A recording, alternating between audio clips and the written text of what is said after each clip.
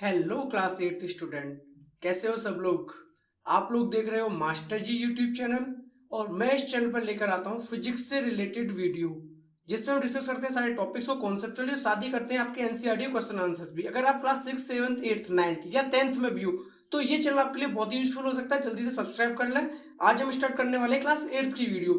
ठीक है, last class में हमने डिस्कस किया था एक्सप्लोरिंग फोर्स वाला टॉपिक डिस्कस कर लिया था, अगर आपको याद हो, अगर आपने वीडियो देखी है। यानी कि मेरी 2 वीडियो आपकी अपलोड हो चुकी है, 3rd वीडियो मेरी एक्सप्लोरिंग फोर्सेस हो चुका था।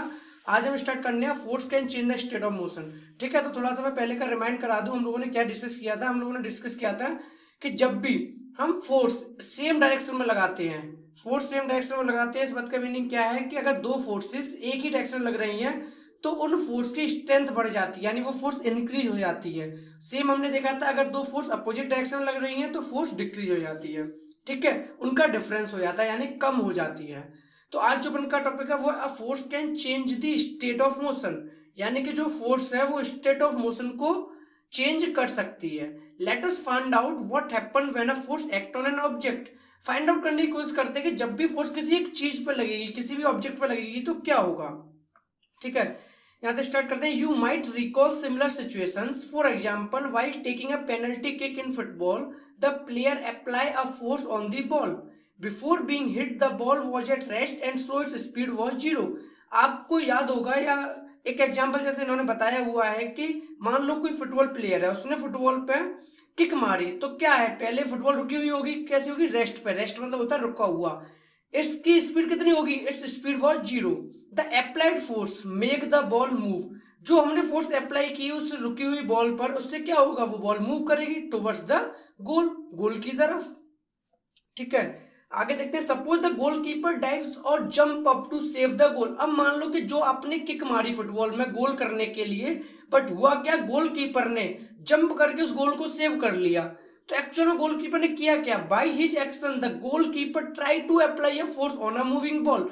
यानी जिस बॉल पे आपने किक मारी, जिस बॉल पे आपने फोर्स लगाई और आप गोल करना चाहते थे, उसी बॉल को क्या किया, फोर्स लगा के गोलकीपर ने रोक लिया।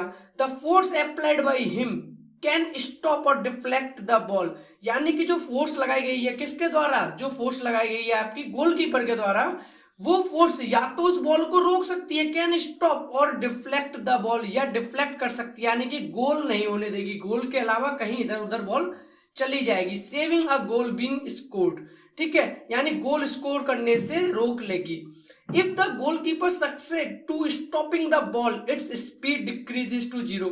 अगर गोलकीपर सक्सेस हो जाता है बॉल को रोकने में तो उसकी स्पीड क्या हो जाएगी, डिक्रीज टू 0, यानी कि उस बॉल की स्पीड क्या हो जाएगी, 0 की तरफ हो जाएगी। तो this observation suggest that a force apply on an object में चेंज इट्स स्पीड। तो जो ये ऑब्जर्वेशन हमने देखा गोलकीपर वाला, जिसमें कि पहले रुकी हुई बॉल पे प्लेयर ने फुटबॉल को किक मारा, यानी उसकी स्पीड बढ़ाई, फिर सेम उस फुटबॉल के अंदर जब स्पीड आ गई तो गोलकीपर ने क्या किया, फोर्स लगा के उस बॉल को रोक लिया। तो जो ये ऑब्जर्वेशन हुआ, तो इसमें क्या सजेस्ट किया, force applied on an object में चेंज इट्स स्पीड, यानी कि अगर हम फोर्स अप्लाई करें तो ऑब्जेक्ट की स्पीड चेंज की जा सकती है। चेंज होने का मतलब क्या है बच्चों, यानी कि या तो आप स्पीड को बढ़ा सकते हो या फिर आप उस स्पीड को कम भी कर सकते हो। If the force applied on an object is in the same direction of its motion the speed of an object increases. अगर आपकी जो फोर्स है अप्लाइड फोर्स, वो ऑब्जेक्ट के मूविंग के डायरेक्शन में लगे तो उसकी स्पीड इंक्रीज की जा सकती है। जैसे कि आपने देखा फुटबॉल प्लेयर था, उसने किक मारी, जिस डायरेक्शन में बॉल मूव की उसी डायरेक्शन में उसने किक मारी थी, यानी कि ऑब्जेक्ट, यानी कि जो बॉल है उसकी स्पीड क्या होगी, इंक्रीज होगी।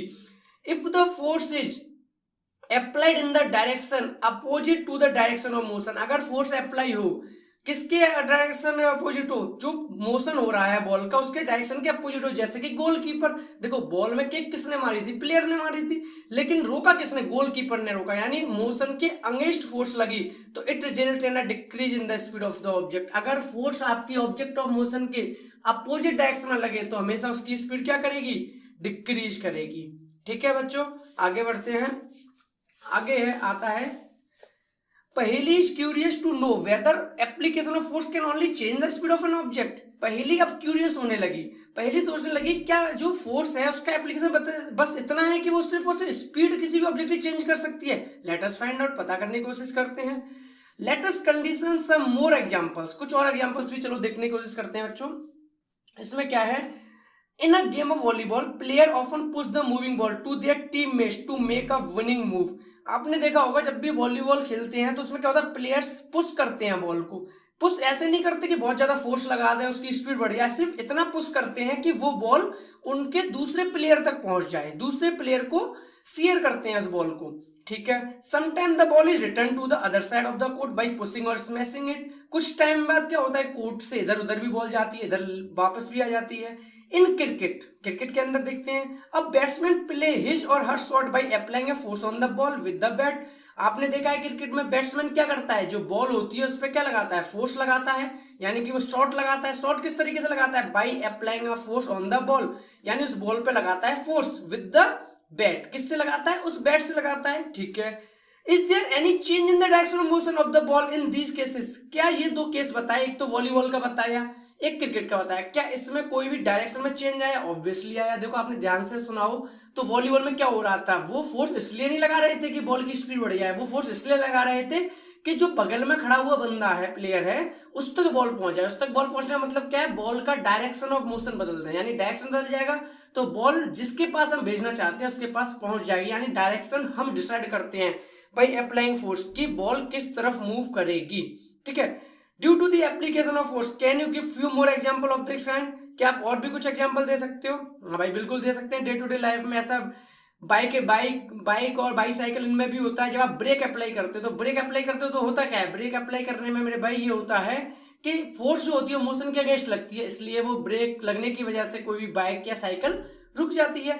अ change in either the speed of an object और इन डायरेक्शन ऑफ मोशन और बोथ। तो यहां से पता चल गया कि या तो स्पीड में चेंज आ सकता है या डायरेक्शन ऑफ मोशन भी बदल सकता है, या दोनों चीजें बदल सकती हैं, डायरेक्शन भी बदले और स्पीड भी बदले। As change in its state of motion thus a force may bring a change in the state of motion of an object, यानी कि जो फोर्स होती है वो स्टेट ऑफ मोशन में चेंज ला सकती है। स्टेट ऑफ मोशन को थोड़ा इन्होंने समझाने की कोशिश की है, देख लेते हैं। The state of motion of an object is describe by its speed. जो स्टेट ऑफ मोशन होता है किसी भी ऑब्जेक्ट का, वो डिस्क्राइब होता है उसकी स्पीड से, and the direction of motion, और उसके डायरेक्शन से। यानी डायरेक्शन ऑफ मोशन और स्पीड की अगर बात हो रही है तो यानी स्टेट ऑफ मोशन की बात हो रही है। The state of rest is considered to be state of zero speed. जब भी हम बोलते हैं ना कि बॉडी रेस्ट में है, यानी कि स्पीड जो है वो क्या है, जीरो है ऑब्जेक्ट की। An object may be at rest और इन मोशन, अगर ऑब्जेक्ट चाहे मोशन में हो या रेस्ट में हो, both are its state of motion, दोनों ही स्टेट ऑफ मोशन है। जब रेस्ट में है तो हम बोलेंगे जीरो स्पीड है, और जब मोशन में है तो हम बोलेंगे जो भी उसकी स्पीड है। तो दोनों ही केसेस में हमें बोला जाता है स्टेट ऑफ मोशन है, चाहे वो रेस्ट में हो चाहे वो मोशन में हो। क्लियर है? Does it mean that the application of a force would always result in a change in the state of motion of an object? क्या इसका मतलब ये है कि जो फोर्स का एप्लीकेशन है या फोर्स का जो यूज है वो हमेशा यही रिजल्ट लाएगा कि उसका स्टेट ऑफ मोशन को चेंज करेगा? स्टेट ऑफ मोशन चेंज करेगा यानी क्या, या तो स्पीड बढ़ाएगा या तो स्पीड कम करेगा या उसका डायरेक्शन बदलेगा। लेट अस फाइंड आउट, अभी और पता करते हैं। जैसे कि पहले उन्होंने पता किया था कि क्या फोर्स सिर्फ स्पीड बढ़ाती है ना, फिर पता चला फोर्स डायरेक्शन नहीं बदलती। अब वो कह रहे हैं क्या सिर्फ फोर्स डायरेक्शन ही बदल पाती है और स्पीड ही बदल पाती है ना? अभी और भी देखते हैं क्या होता है। It is common experience that many a time application of force does not result in a change in the state of motion. काफी बार हमने ये भी देखा है कि जरूरी नहीं फोर्स लगने की वजह से कोई ना कोई रिजल्ट हमें मिले, मोशन का कोई ना कोई स्टेट चेंज हो। जैसे मान लो कोई बहुत हैवी बॉक्स है, अ हैवी बॉक्स में not move at all if you apply the maximum force that you can exert. मान लो बहुत ज्यादा कोई हैवी बॉक्स है, आप उस पर मन चाहे जितनी फोर्स लगा लो वो वहां से हिलने का नहीं है, तो क्या हमने फोर्स नहीं लगाई? तो यहाँ से कंक्लूजन ये निकला है कभी कभी ऐसा भी होता है कि अगर आपने बहुत ज्यादा फोर्स लगाई है फिर भी वो ऑब्जेक्ट मूव नहीं कर रहा। एक और एग्जांपल देख लो, आप अपने घर की दीवार को फोर्स लगाओ, आप अपने घर की दीवार में मन चाहे जितना फोर्स लगा लो वो दीवार नहीं हिलने की। क्यों नहीं हिलने की? क्योंकि हम फोर्स तो लगा रहे हैं फिर भी वहां पर कोई भी रिजल्ट हमें नहीं मिल रहा। तो जरूरी नहीं है कि फोर्स लगने की वजह से हमेशा आपको रिजल्ट मिले ही मिले। ठीक है, तो ये केसेस और ये ऑब्जर्वेशन कैसे हैं जिसमें हमने फोर्स तो लगाई पर हमें कोई भी रिजल्ट प्राप्त नहीं हुआ। ठीक है, again no effect of force is observe when you try to push a ball. जब भी आप वॉल को पुश करने की कोशिश करोगे तो आपको कोई भी इफेक्ट दिखाई नहीं देगा। ठीक है, तो अब तक हमने पढ़ लिया फोर्स के क्या क्या एप्लीकेशन है। हमने देखा फोर्स स्पीड बदल सकती है, बढ़ा सकती है, कम कर सकती है, फोर्स डायरेक्शन चेंज कर सकती है, क्या और कुछ भी कर सकती है? तो जो हम नेक्स्ट टॉपिक डिस्कस करेंगे उसमें डिस्कस करेंगे कि फोर्स स्पीड चेंज करने के अलावा, डायरेक्शन ऑफ मोशन को बदलने के अलावा और क्या क्या कर सकती है। ठीक है, तो मिलते हैं फिर नेक्स्ट वीडियो में। Thank you so much.